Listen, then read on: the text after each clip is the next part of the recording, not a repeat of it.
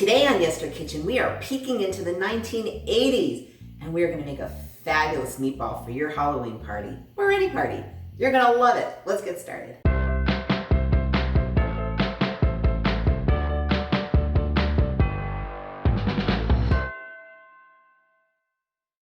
Hey everyone, this is Yester Kitchen, and I'm Jill, and happy Halloween again.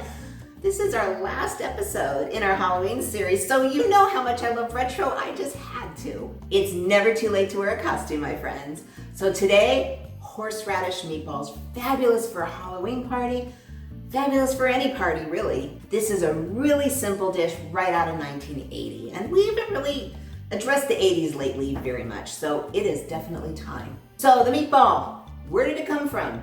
Truth is, nobody knows. Literally every country, pretty much every country around the world has their own version of meatballs, and it's kind of like a chicken and egg thing. We just don't know who did the first one that sparked the rest of the world. But what we do know, our meatballs are fabulous, and they are cocktail party perfect. Why? If you've been watching long enough, I know you know. So you can hold your drink with one hand and an appetizer with another. When you're having a cocktail party, you don't want to serve something that goes on a plate with a fork, because how are you going to hold your drink? So this is a fabulous, actually mushroom stuffed meatball that you dip into a fabulous sour cream dip. So let's get started. I have my happy medium-sized bowl here today, and in here we have 3/4 of a pound of ground beef. To that, we're going to add 2 tablespoons of Quick Oats. I know you've got them in your pantry. Here's a good way to use them. 1 egg, a 1/2 teaspoon of ginger powder. Yeah, it's got a little kick and it's really different. 1/2 teaspoon of salt, 1/2 teaspoon of garlic. Oop. Some of it doesn't want to come out. You all have to be part of this meatball, guys. And 2 tablespoons of milk. And now, well, you can use whatever you want to mix your meatballs. These are my favorite tools. Impeccably clean hands. And we're just gonna mix it around until all of the, but you don't wanna mix it too long. You just wanna mix it long enough until everything is combined, or else your meat's gonna get tough. Now you want a baking sheet and you wanna grease it. And we're gonna put that right here. And we are gonna make our mushroom stuffed meatballs. Meatballs, they're just so great. There's so many ridiculous variations. As a matter of fact, we did Swedish meatballs quite a while ago. There they are. And as a matter of fact, I just had a cocktail party last weekend. I made the Swedish meatballs. I also tested out these guys. Both were absolute hits. Okay, I really love cocktail parties, and you should too. They are so much fun. Tell everybody to dress up, just appetizers and drinks. It is a fabulous, fabulous evening. And make sure your music is period specific or perfect. You know, your favorite decade, pick that music, play that music. It's awesome. Okay, so what we're gonna do is we're gonna make tiny little meatballs. So you're really gonna take just a little bit of meat.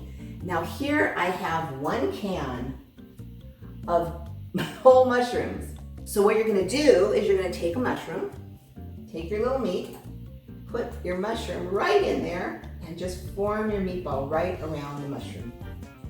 And it kind of helps if your hands are a little bit wet, because then the meat won't stick to your hands, because you want it to stick to itself. And there we go. 1 little meatball. So I'm gonna go ahead and finish these guys up, and we'll be right back. Okay, our meatballs are done. Take a look. I got 14 meatballs. It's only 3/4 of a pound, so you're not gonna get a huge amount. But you know, you gotta cover the mushrooms. So mushrooms, you can't use a fresh mushroom inside of here. It just will not cook properly. But the canned mushrooms are already cooked, well steamed. So they're gonna work, and they're gonna just warm through. Regular mushrooms, not so much. I know I hear from you guys, ew, canned mushrooms. You've gotta make the original recipe. If you absolutely can't stand them, leave them out. It's really, but they're really fabulous. But when you get the ginger going with the horseradish sauce we're gonna make, you're gonna be very happy. You're gonna thank me. Okay, so our happy little meatballs are gonna go into a 350 oven, and they're gonna go for about 12 minutes. Okay, our meatballs are done. Take a look. They are absolutely gorgeous, and I really apologize for the light reflecting on the foil. If I turn off the light, you won't be able to see the meatballs, so we'll just show them really quick and get out of here. So anyway, I am gonna move these and bring in a bowl. Any serving bowl you like will do. And then what I would do is I would just put them in a bowl and then put them in a warm oven because we're about to make our sauce. And these meatballs did not take long because there's a mushroom inside. So you're really just cooking the outer meat and that's just gonna warm the mushroom. If you absolutely do not want to use the mushrooms, then I would probably cook them 20 to 25 minutes. Just start testing them and see when they're completely firm. That's when they're done. So as you can see, they don't make a terribly large amount, but this recipe can be double, triple, whatever. Okay, now we're gonna make our sauce. So let's just pretend these are in the oven warming. And we're gonna bring in our saucepan.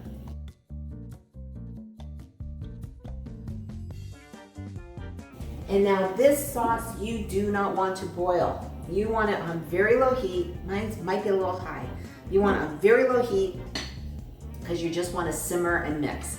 I've got a cup of sour cream. Whoa. That's okay, I already turned it way down. And then you have 2 teaspoons of horseradish.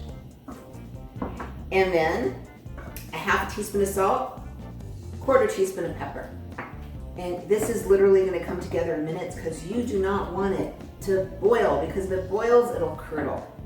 I think I was able to save it. I just turned it completely off and I'm just really warming it through on what's the residual heat of the pan. So this recipe is from 1980. The decade just started. All the recipes, all the appetizers are still riding the coattails of the 70s and the cocktail parties. So this recipe is actually extraordinarily 70s, even though it was 1980. Okay, got our little dipping bowl, and in goes the sauce. And all that's left is for you to take your meatballs out of the oven and serve them to your guests. So, we have our meatballs, we have our dip,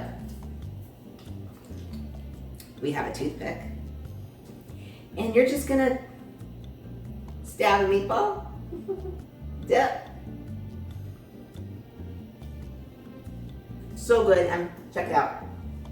There's your little meatball surprise, your little mushroom surprise on the inside. So give them a try, they are absolutely fabulous.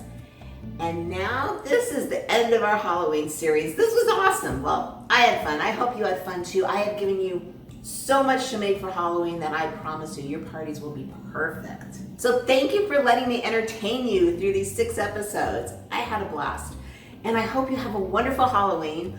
Go get dressed up, have fun. Even if there's no kids in the house like me, you can still have fun with Halloween. I mean, it's a great holiday. It's actually one of my favorites. So next week, we're gonna start with Thanksgiving, and I've got a whole bunch for you. You're gonna love it. So happy, happy, happy Halloween, everyone. If you'd like to explore more dishes from your childhood or just the past, I invite you to subscribe. I release new videos every Tuesday and every Friday. In the meantime, here's some more retro dishes for you. And remember, every dish, even horseradish meatballs, have that cocktail party, has a story. I'll see you in the next video.